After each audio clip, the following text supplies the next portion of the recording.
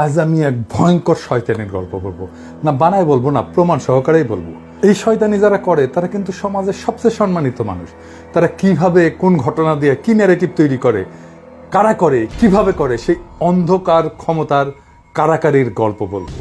অনেকের শুনে খুব খারাপ লাগতে পারে, অবাক হইতে পারেন, কিন্তু অকাট্য প্রমাণ আর কার্যকারণ দিয়ে আমি সেই ষড়যন্ত্রকে আজকে উন্মোচিত করব আপনাদেরকে সাথে নিয়ে। আপনারা জানবেন আমরা এক ভয়ঙ্কর ষড়যন্ত্রকে গতকাল রুখে দিছি। আমাদের অনেকগুলো ঘটনা দেখতে হবে আর মিলাতে হবে সেইগুলো একসাথে। আসেন এক বুদ্ধিভিত্তিক রোলার কোস্টারে চলে বসি। গোয়েন্দা গল্পের মতো, থ্রিলারের মতো আপনারা আনন্দ পাবেন, মজা পাবেন, শিহরিয়া উঠবেন। আসেন শুরু করি।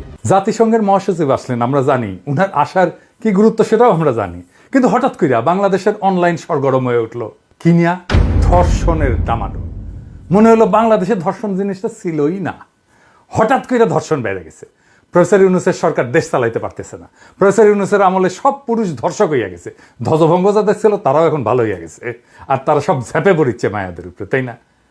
রাস্তায় রাস্তায় নাটক হচ্ছে। আপনারা মনে করেন তো আগে কখনো এরকম দেখেছেন? মুরব্বীদেরও জিজ্ঞেস করেন, দেখেন নাই। তার মানে ধর্ষণ প্রচুর বাড়িছে প্রফেসর ইউনূসের আমলে, তাই না? তাই তো মনে হচ্ছে, তাই না? আসেন দেখি তথ্য কি বলে। বাংলাদেশে জানুয়ারি ফেব্রুয়ারি 2025-এ এই 2 মাসে নির্যাতিত নারী 294, নির্যাতিত, ধর্ষিত না, কিন্তু ধর্ষণের শিকার 96 জন। এর মধ্যে 44 জন শিশু, মানে 1 মাসে 22 জন শিশু ধর্ষণের শিকার হয়েছে। খুবই দুঃখজনক ডেটা, আমাদের সকলের সমবেদনা। আমরা পুরা জাতি এই জন্য লজ্জিত।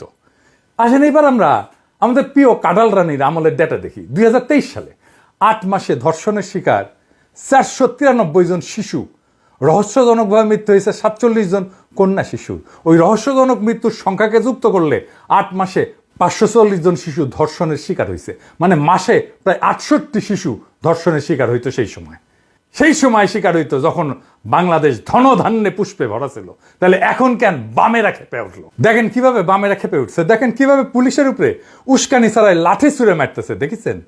এই যে জামা ছিঁড়ে দিচ্ছে, মারতেছে, এটা গেল পুলিশ। এবার দেখেন রোজা রাখা পুলিশকে কিভাবে মারিছে। পুলিশটারে দেখে এত মায়া লাগিছে, বলতেছে যে আমি তো রোজা আছি, আমি এখন হসপিটালে গেলে তো আমার রোজা ভেঙে যাবে, আমাকে ওষুধ দিবে। কি মায়া লাগতেছে দেখেন, এই কিভাবে মারছে তাকে, দেখেন এই বামেরা মারছে।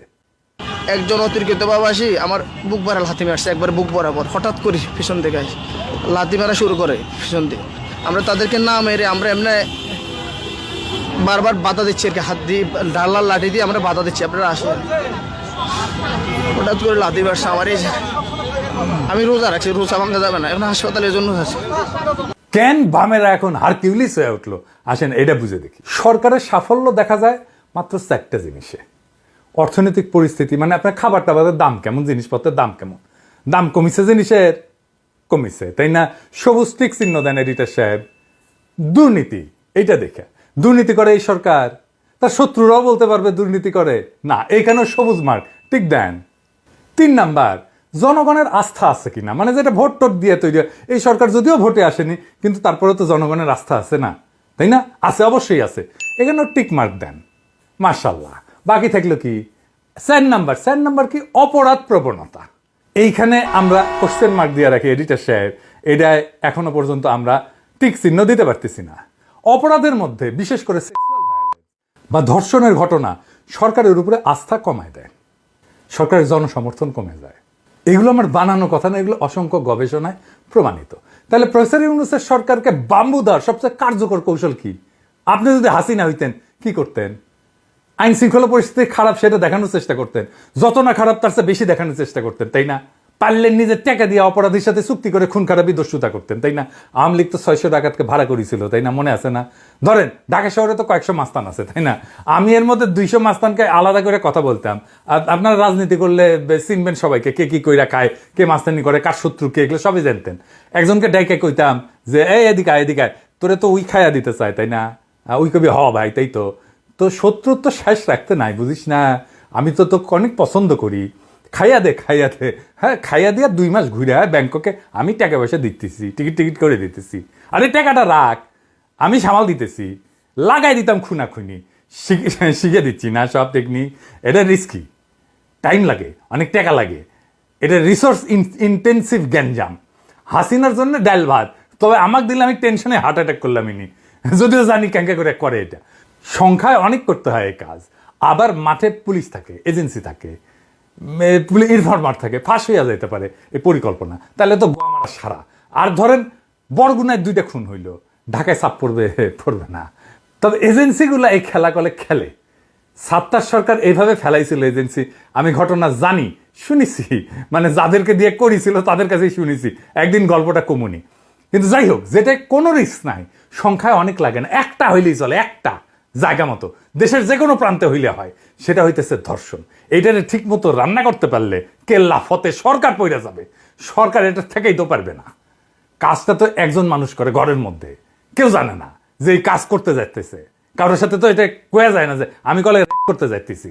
প্রফেসর ইউনুসের জায়গায় চেঙ্গিস খানের বসাই দিল, সেও ঠেকাইতে পারবে না এটা। এই কাজটায় হাসিনার দল মাস্টার, পোস্ট ডক্টরেট করা, সে এইটারে পলিটিসাইজ করে, উইপেনাইজ করে ধর্ষণকে, তার ক্ষমতায় যাওয়ার অস্ত্র হিসেবে ব্যবহার করে। আমার ক্ষুদ্র ভ্রাতার ভগিনীরা কবে, দাদা আপনি আওয়ামী লীগদের দেখতে পারেন না, তাই এই কথা বলেন। খারান আপনার মুরব্বীদেরকে একটু জিজ্ঞেস করেন, এই ঘটনা আপনি দেখেননি, সেজন্য কয়া দিতে হচ্ছে। আপনাদের পুরান একটা ইতিহাসের গল্প বলি। 1995 সালের 24শে আগস্ট দিনাজপুরের 10 মাইল এলাকায় 16 বছর বয়সী কিশোরী ইয়াসমিন, তাকে পুলিশ সদস্যরা পুলিশ ভ্যানে নেয় এবং তারপরে গণধর্ষণের পরে হত্যা করে। এই ঘটনার পর পুলিশ প্রথমে লাশটাকে অজ্ঞাত পরিচয় হিসেবে চিহ্নিত করে তড়িঘড়ি করে ময়নাতদন্ত এবং দাফনের ব্যবস্থা করে। তারপরে শুরু হয় দিনাজপুরে প্রচণ্ড বিক্ষোভ, তারপরে সারা দেশে বিক্ষোভ। 5 দিন পর এই মরদেহ কবর থেকে তুলে আবার পুনরায় ময়নাতদন্ত করা হয়, মামলা দায়ের হয়। এই আন্দোলন দেশব্যাপী ছড়ায় পরে বিশাল একটা গ্যাঞ্জাম হয়। এটা দেশব্যাপী ছড়ায় দেখে আওয়ামী লীগ, ছাত্রলীগ, যুবলীগ, তখন বিএনপি ক্ষমতায়। দিনাজপুরে কারফিউ দিতে হয়, থানা আক্রমণ হয়, 4 জন মারা যায়। ইয়াসমিন ধর্ষণ মামলা কেন এত সেন্সেশনাল হয়ে ওঠে, এটা একটু বুঝে দেখি। অনেক তো ধর্ষণ হয়, সবগুলো সেন্সেশনাল হয়, এটা কেন সেন্সেশনাল হইল, কেন হইল, আসেন এটা বুঝে দেখি। দিনাজপুর কার এলাকা? এটা আওয়ামী লীগ এলাকা চিরদিনের জন্য। 1991 খালেদা জিয়া ক্ষমতায়, কিন্তু দিনাজপুরের 6টা আসনের মধ্যে 5টা আওয়ামী লীগের, একটা জামাতের, বিএনপি শূন্য। আচ্ছা বলেন তো, প্রশাসন, পুলিশ, এইসব ওই সময় দিনাজপুরে কারা? বিএনপির লোকেরা যাবে না, সব আওয়ামী লীগের লোক, সব ওরা আওয়ামী লীগ। যে পুলিশ ধর্ষণ করছিল ওরা আওয়ামী লীগ ছিল। কেন বলতেছি এই কেস সেন্সেশনাল হয়ে ওঠে? 2টা কারণে। এক, ময়না তদন্ত প্রতিবেদনে ধর্ষণের প্রমাণ সম্পর্কে স্পষ্ট কোনো তথ্য পাওয়া যায় না, বলে এটা ধর্ষণ হয়নি। আর পুলিশ বলে যে ইয়াসমিন ছিল পতিতা। এই 2টা ঘটনা সারা বাংলাদেশের মানুষকে জ্বালায় দেয়। যেই ডাক্তার ময়না তদন্ত করছিল তার নাম ডাক্তার মহসিন, সাবেক ছাত্র ইউনিয়ন, রাজশাহী মেডিকেলের ছাত্র। আমি যখন ফার্স্ট ইয়ারে, সে তখন ফাইনাল ইয়ারে। ডাক্তারের নামে আলামত লুকানোর মামলা হয়েছিল। 96 হাসিনা ক্ষমতা এসে ডাক্তারের খালাস করে দেয়। ইয়াসমিনের কেসে সাজা হয়, পুলিশের ফাঁসিও হয়। কি জন্য হয় জানেন? সাজা কি জন্য হয়? ধর্ষণের দায় না, হত্যার দায়ে। মামলার কাগজ উঠে দেখতে পারেন, আমি মিজা কথা কইতেছি না। ফাঁসি কার্যকর করে খালেদা জিয়া 2004 সালে।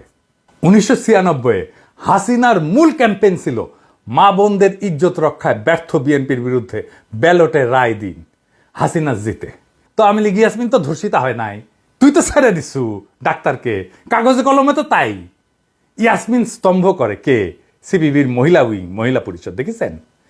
একইভাবে আসিয়ার ধর্ষণ এবং মৃত্যুকে উইপনাইজ করতেছে আওয়ামী লীগ, করতেছে এই সিপিবি, ছাত্র ইউনিয়ন, এদেরকে দিয়া।